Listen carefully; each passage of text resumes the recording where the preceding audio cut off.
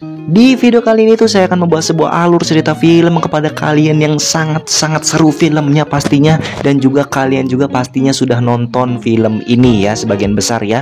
Film ini tuh berjudul Ghost Rider Spirit of Vengeance. Mantep banget. Film yang sangat seru dan yang sangat beradrenalin sekali. Oke, jangan berlama-lama lagi, kita langsung saja menuju ke alur cerita filmnya. Cekitus.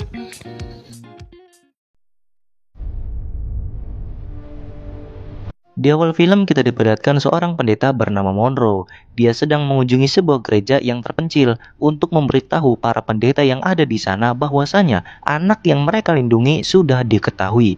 Siapakah anak itu dan siapa yang mengincarnya? Kita akan mengetahuinya nanti bersama-sama. Dan inilah fasilitas yang ada di gereja. Monroe menyarankan kepada pendeta agar memindahkan anak itu ke pemakaman suci. Hanya itulah tempat yang aman. Tapi sayangnya orang yang mengincar anak itu keburu datang bersama para tentara bayaran. Dan inilah Kerrigan, orang yang mengincar anak itu.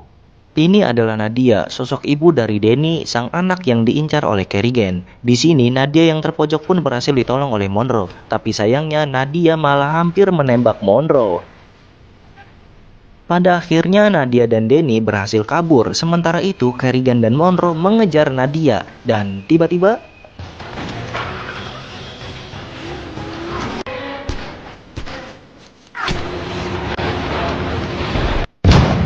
inilah film Ghost Rider Spirit of Vengeance.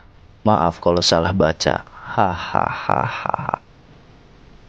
Dan inilah jagoan kita semua, John Blaze. Tiba-tiba Monroe datang di kediaman John. Sontak ia refleks menyerang.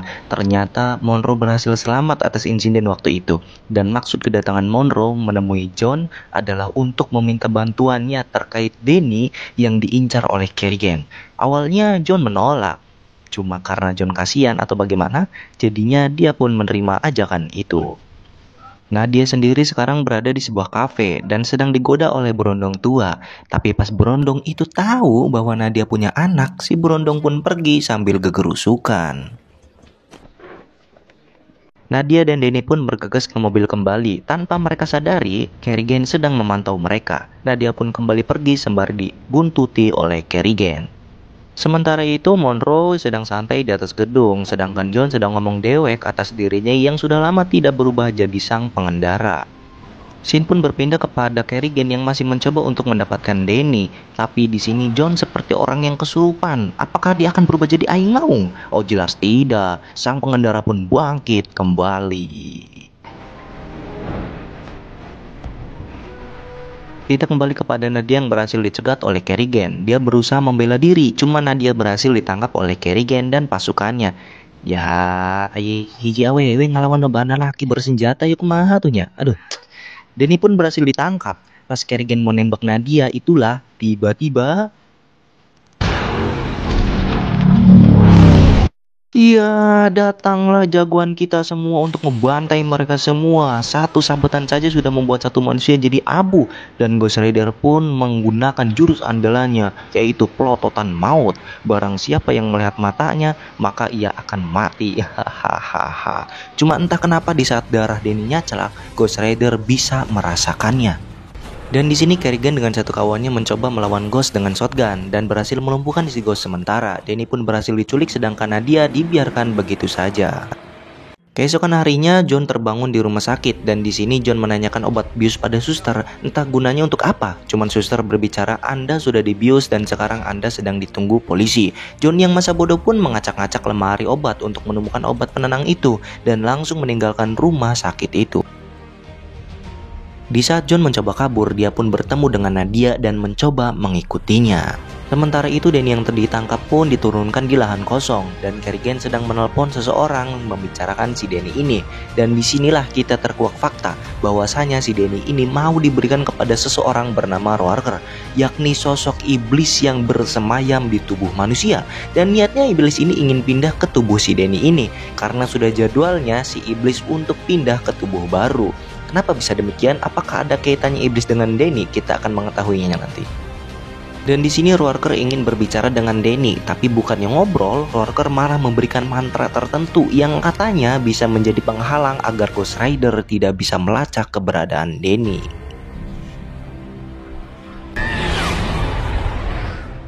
Sementara itu, John yang sudah berhasil ketahuan sama Nadia pun mulai mengutarakan niatnya yang ingin membantu menyelamatkan Danny. Dan sekarang John ikut bersama Nadia untuk menemui mantan anak buahnya si Kerrigan ini yang tahu keberadaan Kerrigan sekarang. Karena pada dasarnya John tidak bisa melacak Danny karena Danny sudah dikasih mantra penghalang oleh Roarker. Dan di sini jugalah terkuak fakta bahwasannya dulunya Nadia ini pernah melakukan perjanjian dengan Roarker dan Danny yang menjadi tumbalnya gitu loh. Sedangkan sekarang berhubung Danny ini tempat yang bagus untuk iblis itu bersemayam, jadinya ya diincar-incar lah itu si Danny oleh si Roarker ini. Singkat cerita, Nadia dan John pun sudah sampai di klub malam, yakni tempat kediaman Fasi, mantan anak buahnya Kerrigan. Tanpa basa-basi, John langsung menangkap Fasi dan menginterogasinya terkait keberadaan Kerrigan sekarang. Jika Fasi tidak memberitahu mereka, maka John akan memakan nyawanya. Hahaha.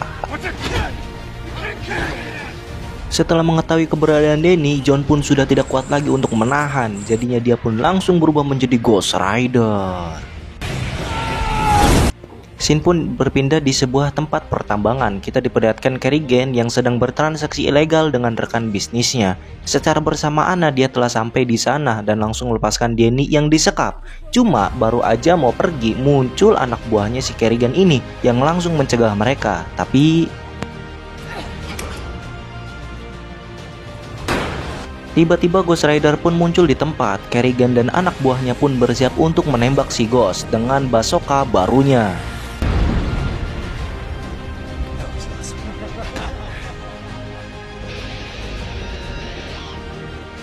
Hahaha, tidak semudah itu Ferguson. Ghost Rider pun sudah siap dengan rantainya yang membantai mereka semua.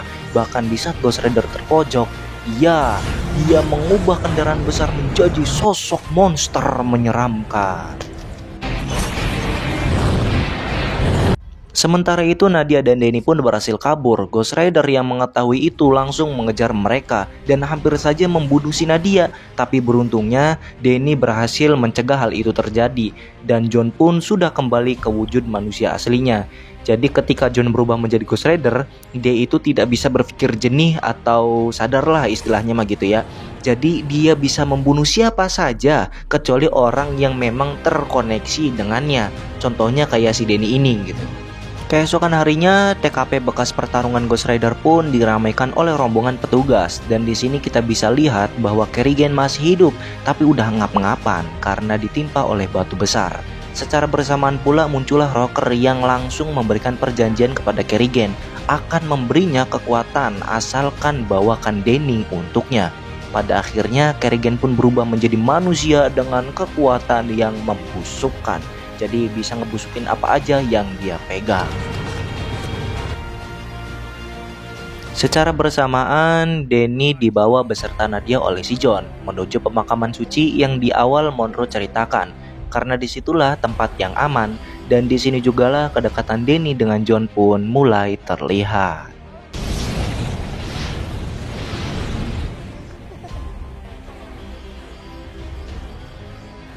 Singkat cerita mereka pun sudah sampai di tempat pemakaman suci dan inilah Zatanos, yaitu orang yang memiliki tempat ini sekaligus gurunya si Monroe. Nadia dan Danny pun dibawa oleh anak buahnya Zatanos, sedangkan Monroe dan John berkeliling ruangan yang dimana di situ tempat penyimpanan minum-minuman yang dihibernasikan, vegetarian yang difermentasikan. Sorry teman-teman, suka lupa itu kata-kata itu ya.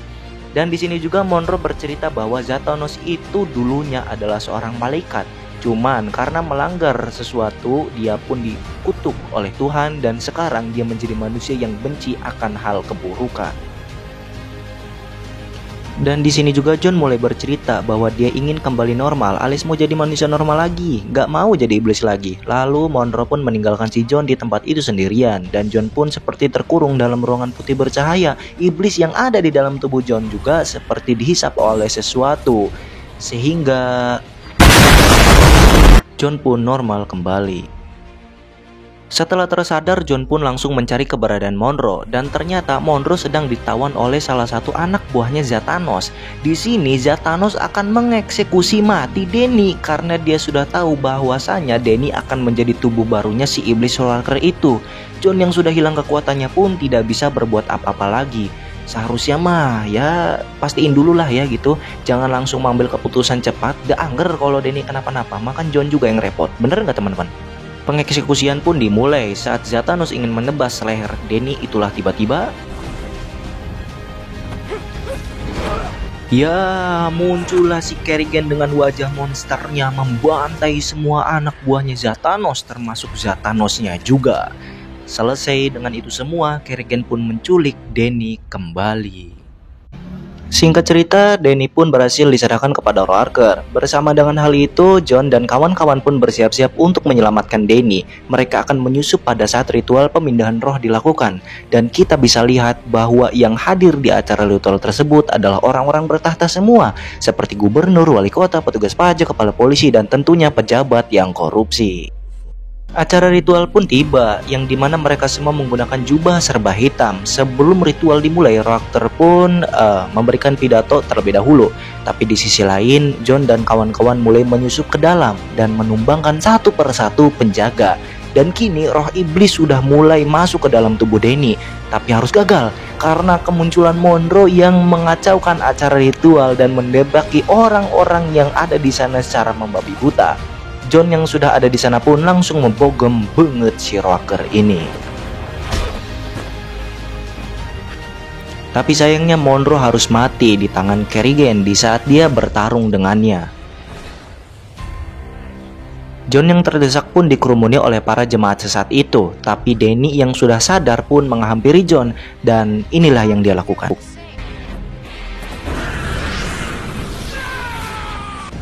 Ya, John pun kembali menjadi sang iblis berkepala api dan langsung menghanguskan apa saja yang ada di sekitarnya. Di sini Roarker pun kabur sembari membawa Denny, cuman Ghost Rider langsung mengejarnya. Kejar-kejaran pun tak terhindarkan lagi. Ghost Rider dengan mudahnya menumbangkan semua anak buah Roarker. Di sini Nadia yang ikut mengejar pun dihadang oleh Kerrigan, lalu disusul oleh Ghost Rider yang langsung bertarung di atas mobil yang Nadia tumpangi. Pada akhirnya Kerrigan berhasil dikalahkan. Mobil Roarker pun terguling. Ghost Rider pun tanpa basa-basi langsung mengirim iblis Roarker kembali ke dalam neraka.